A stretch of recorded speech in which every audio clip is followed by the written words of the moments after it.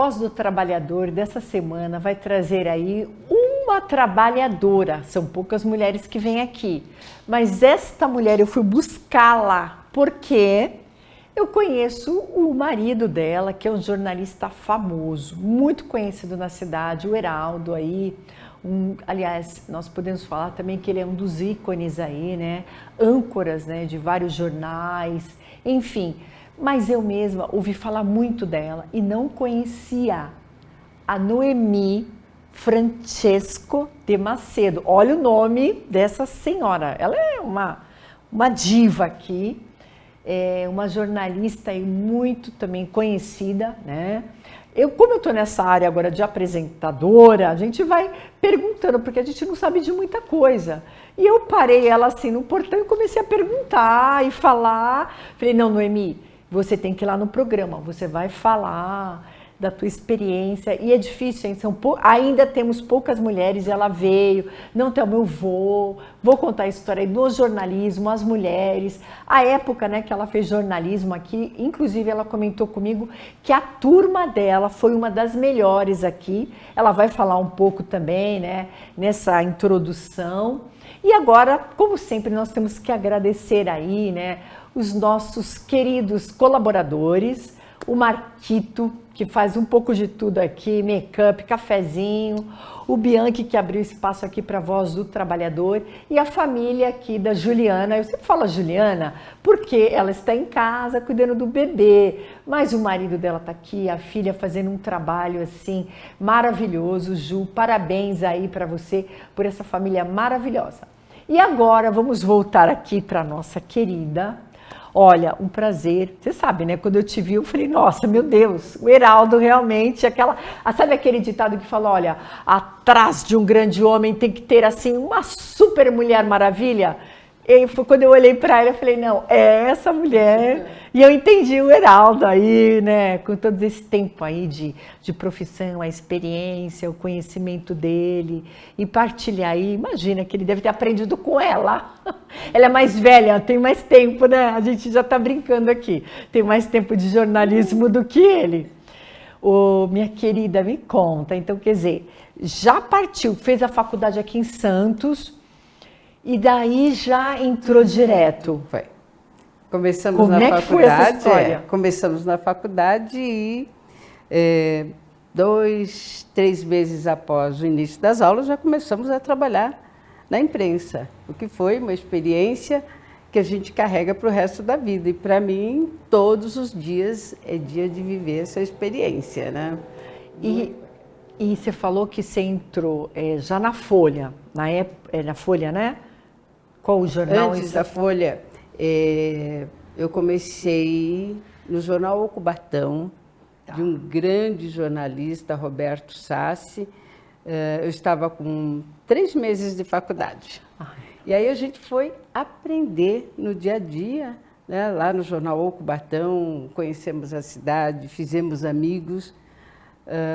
E aí, na sequência, no mesmo ano, 74, um dos meus professores, Ibrahim Ramadan, já falecido, era editor do jornal Notícias Populares. Era aquele que só dava notícias assim, terríveis.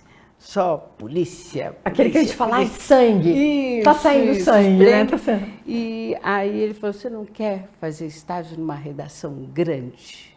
Eu falei, mas já fazer um estágio? Vou aprender, né? E a gente foi para lá. E aí, na sequência, a gente foi contratado como provisionado, como existia. Nós não podíamos ser considerados, nós não éramos profissionais, né? Nós éramos chamados provisionados e com registro à parte, registro diferenciado, sim, lá na Folha, já na Folha de São Paulo, que era a editora do jornal também Notícias Populares. E aí eu vim uma transferência para Santos. Foi muito bom. Foi muito bom. Eu imagino. E nessa época as redações eram imensas. Tinham muitas mulheres, Noemi, já? Tinham muitas mulheres, sim. Pelo menos na empresa, né? A Folha da Manhã tinha muitas mulheres, algumas já editoras. Uma grande amiga, Hilda Prado, que morava em São Paulo, mas formou em Santos. ela veio para Santos para ser uma das chefes de reportagem do jornal. Então, para mim, a surpresa, uma coisa muito boa. As mulheres tinham um papel, muito fundamental, forte. já tinham assim, um alicerce no jornalismo. Você imagine, na década de 70, uma mulher trabalhar no setor de esportes. Sim, nossa. E na redação do jornal Cidade de Santos, aqui de Santos, tinha uma mulher no esporte, mulher na polícia, né? No setor policial, também eram setores considerados, né, masculinos. Sim. E o Cidade de Santos inovava. E isso para a gente foi muito importante, acho que para as mulheres foi muito interessante a experiência. Sim, imagino, porque naquela época as mulheres indo lá na rua entrevistar, em delegacia, né? Que hoje a gente vê o trabalho do jornalista, principalmente a gente tem entrevistado vários, que hoje é uma profissão que, digamos que hoje ela tem assim mais, não sei se esse é o momento político, mas está tendo tanta visualização. Eu acho que também pela violência que os jornalistas hoje estão sofrendo, né? Em todas as áreas, né? A gente pode ver aí, mesmo na política, agressões, mesmo às vezes em outras áreas, né? Você vê o jornalista hoje, assim, parece que a gente vê ele com mais, digamos, mais presente. Eu acho hoje isso.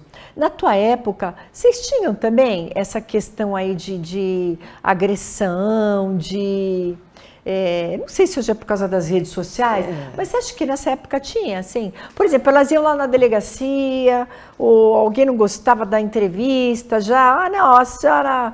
Não, ou era assim mais educado? Não, a violência sempre existiu, sempre mesmo. Mas as mulheres, acho que gozavam de um respeito maior. Mantinha-se mais uma delicatesse, muito, embora em setores como polícia, porque você ia a presídios, o IML, era mais agressivo, mas a violência era vista, até expandida de forma diferenciada. Hoje, a violência parece uma coisa natural. Você não pode ser questionado, você não pode ser contestado, você não pode sequer andar numa rua tranquila. Você imagine fotógrafos que são roubados, né? E agredidos, inclusive, durante o horário de trabalho, fica sem equipamento. Então, a violência hoje está, assim, banalizada. Então, é diferente. Os tempos eram outros. Digamos que as autoridades realmente tinham condições de controlar. Hoje a coisa está assim muito solta. Descontrolada, exatamente. Então, e a gente sente a violência desde muito cedo. Então, antes tinha-se um cuidado no falar, tinha-se um cuidado no abordar. A educação era diferenciada. Sim, verdade. Porque antes as pessoas entendiam que a educação vinha de casa. Então você não via na rua ou num transporte coletivo um garoto, uma garota sentada e uma pessoa de pé, e uma pessoa adulta de pé. Isso não existia, porque isso é formação familiar e não da escola. Então as coisas foram mudando e eu falo que a educação tem muito a ver com isso. Educação de pais, educação da escola, porque os pais hoje acham que a escola tem essa obrigação. Então, o cerne da violência, eu acho que está nessa desestrutura. Já começa com a desestrutura familiar. Porque sempre teve o pobre, sempre teve o rico, sempre teve pessoa que mora em situação difícil. Isso sempre existiu. Mas hoje a gente sente que o trabalho, principalmente na área da comunicação, ele precisa ser constantemente vigiado pelo profissional. Porque hoje ele vai à rua, como qualquer trabalhador, tem medo do que vai encontrar. E na posição dele, dependendo da área que ele está fazendo, junto com polícia, ou andando, acompanhando um outro movimento qualquer, você não via na época o profissional ser agredido durante uma manifestação. E as manifestações eram aglomerado, um aglomerado imenso, imenso, imenso. Então, Dia do Trabalhador, o profissional começava de manhã e o outro revezava, era muita, muita gente. As manifestações eram de fechar o trânsito. Você pegou olha só, ela pegou toda aquela época que já vinha aí de uma ditadura. Sim, né, nós pegamos a ditadura. Nós pegamos a ditadura. Nós começamos a trabalhar. E você não viu tanta violência? Você acha que é diferente? A violência em função da ditadura, do regime militar, é totalmente diferente da violência aqui. Tá. Muito séria, muito grave, e todos têm que conhecer um pouco do que foi o que vivemos na ditadura para evitar da apologia, do cerceamento, do direito, né, de principalmente nessa área de comunicação. Exatamente. Então, são violências diferentes, mas violência. Só que hoje, o que eu falo, ela está banalizada. E o jornalista tem que estar muito atento a isso. Sabe, não se prender só aquilo que fez ontem, que leu ontem. Não, a coisa é muito dinâmica. Então, são violências que às vezes você não tem nenhuma forma de identificar, de rotular. Porque a cada dia ela se torna mais cruel. Agora nós vamos para um break, vamos voltar e ela está... a nossa dama aqui do jornalismo deixou bem claro, o que ela viveu, o que foi o momento dela lá, e ela está podendo comparar os dois até, que hoje o que todo mundo fala é do jornalista sofrendo, principalmente essa questão política, mas ela também fez aí uma comparação lá atrás, na ditadura, que foi outro tipo de violência, mas uma violência muito grande e que atinge assim em cheio, essa classe de jornalistas. Quando nós voltarmos aí depois desse break, não percam a Noemi contando aqui um pouco da história do jornalismo. Até daqui a pouquinho. Olá, amigos! De segunda a sexta, 10 para as 7 da noite, depois do Datena, você tem um compromisso marcado com a gente aqui da Tati Band Litoral, Tati Cidade. E eu te espero. Agora estamos voltando aqui, Voz do Trabalhador, falando os problemas, principalmente hoje de uma categoria, uma classe, que são os jornalistas, sofrem. Já tivemos outros entrevistados aqui, hoje nós temos a nossa dama, é uma dama do jornalismo, a Noemi, e ela está contando aí a história dela, a época que ela se formou, as diferenças, as violências sofridas, Noemi, que nós falamos. E a gente também agora ia falar desse... Você fez todo esse período, achei muito legal, todo esse período que você teve registrada, depois você montou o teu jornal, o teu espaço, as portas se abriram.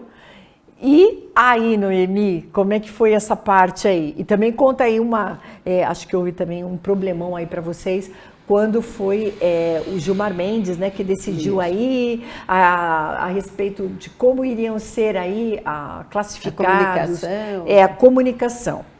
Me conta, querida, e aí, como é que é? Saindo da CLT, partindo aí já para o autonomia, empreendedorismo hoje, Mas o jornalista é isso também, É um empreendedor, tem que ser.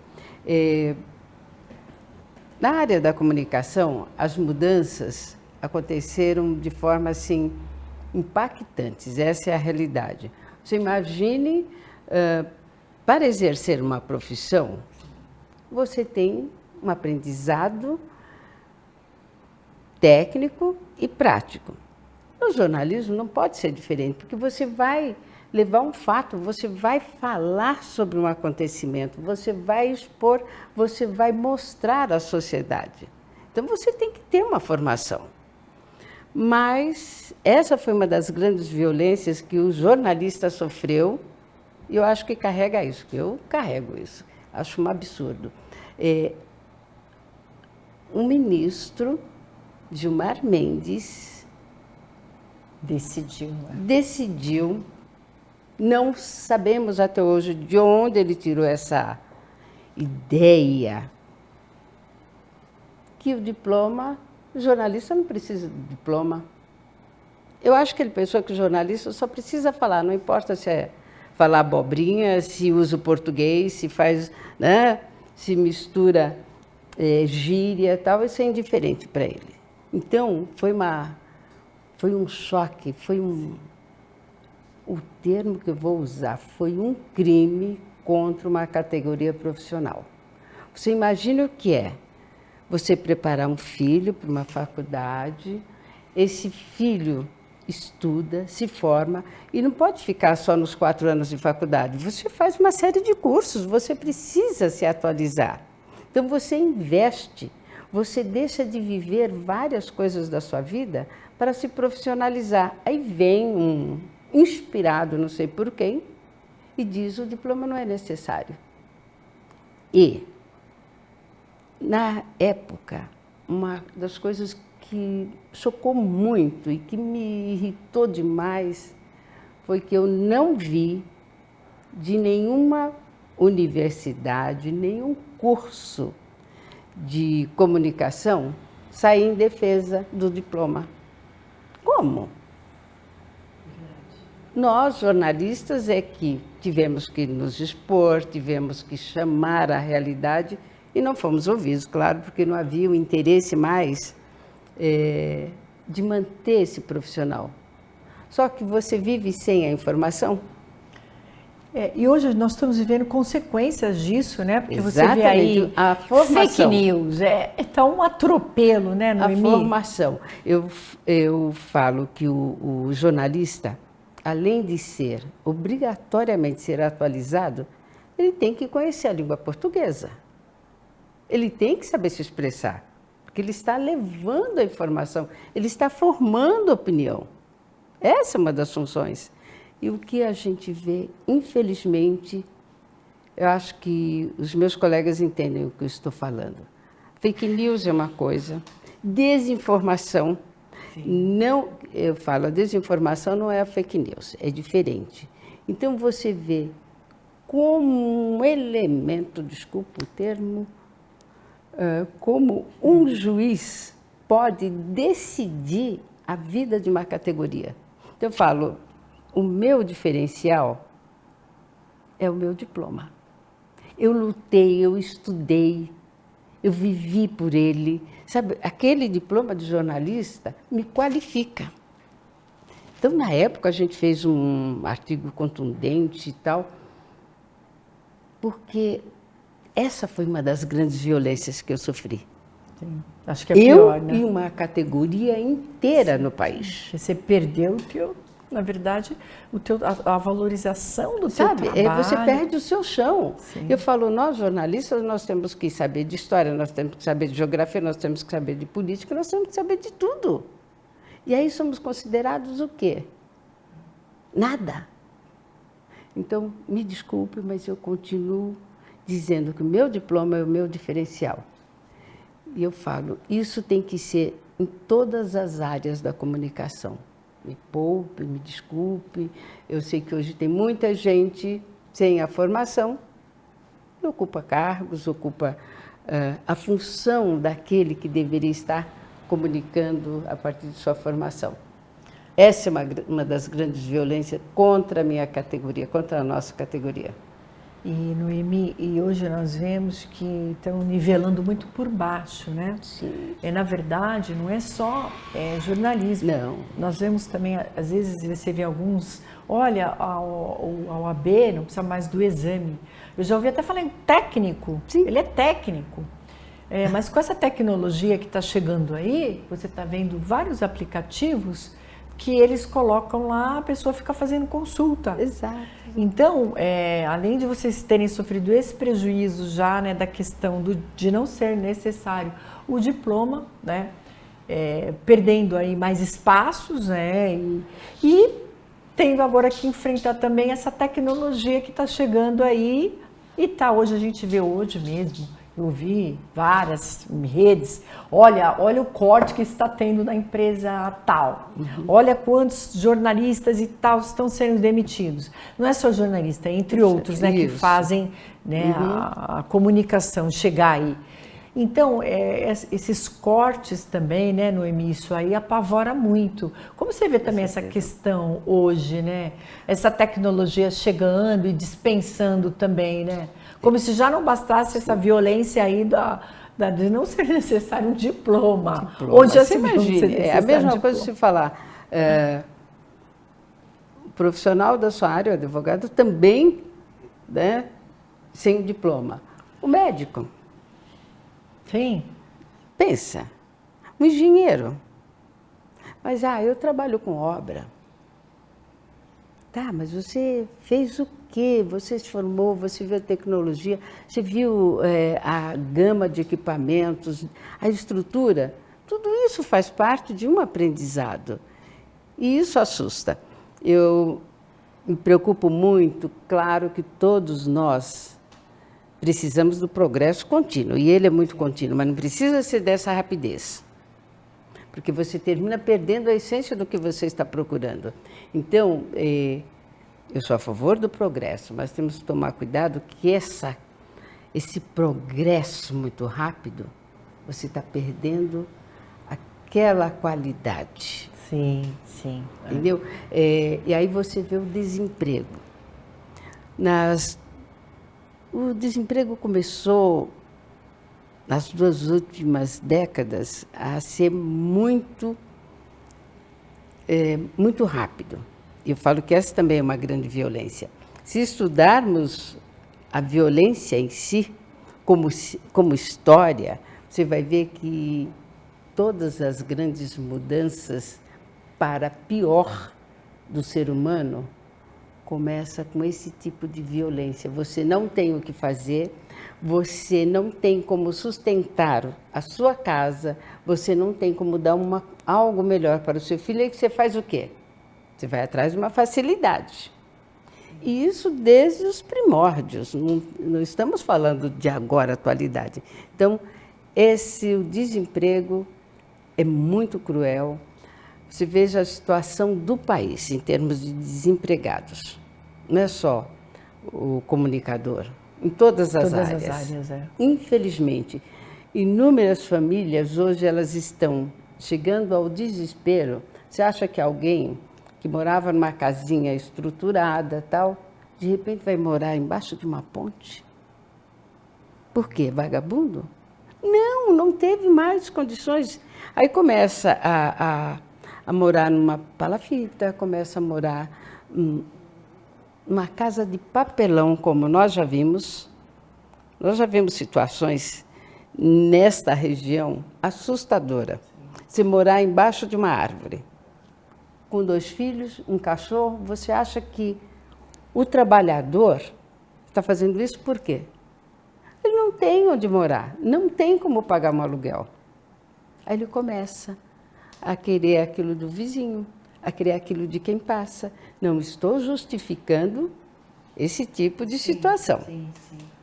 Mas o desemprego, se as nossas autoridades não tomarem consciência da geração de emprego e oportunidade e preparo da população, principalmente dos jovens, nós ficaremos numa situação muito difícil mesmo.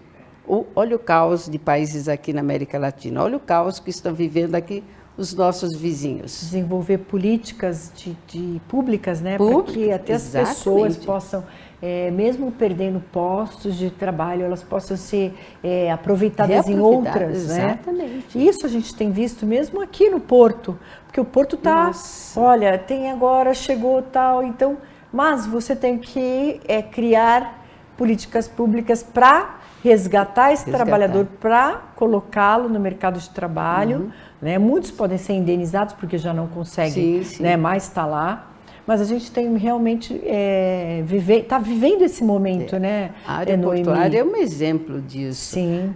Nós, graças à área portuária, Santos se destacou economicamente no mundo. E foi graças à área portuária e a gente viu as categorias se dispersando. Sim.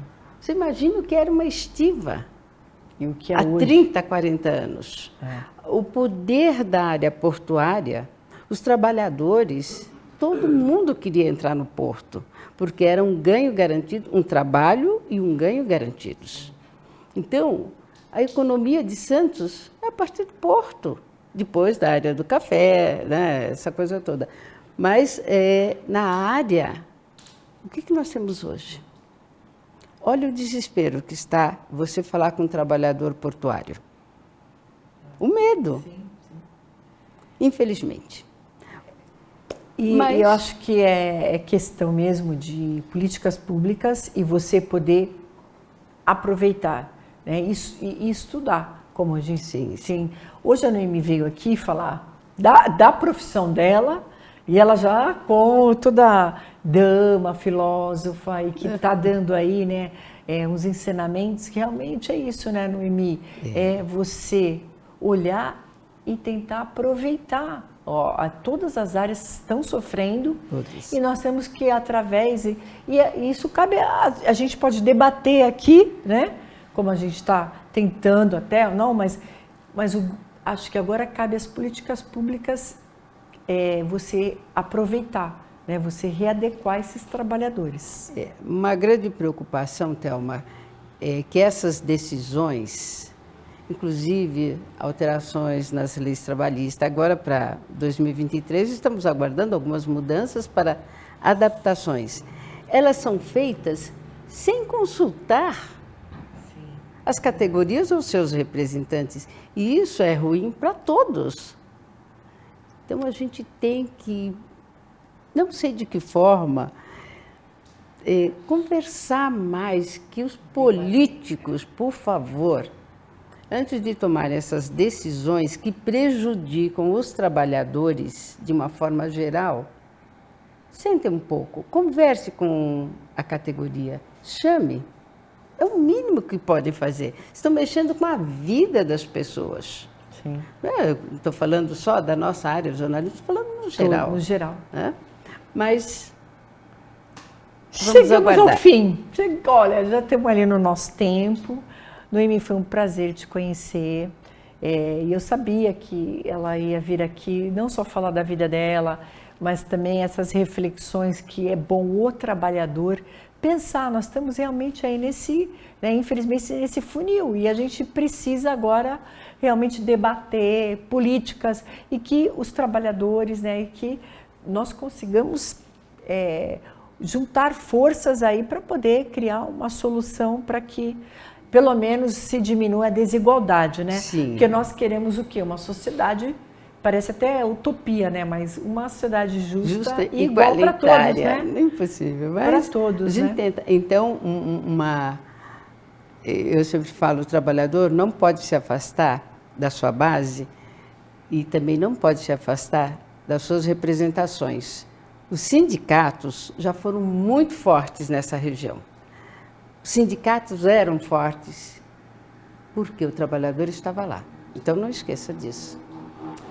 É isso aí, vocês viram a Noemi, o que ela ensinou aqui.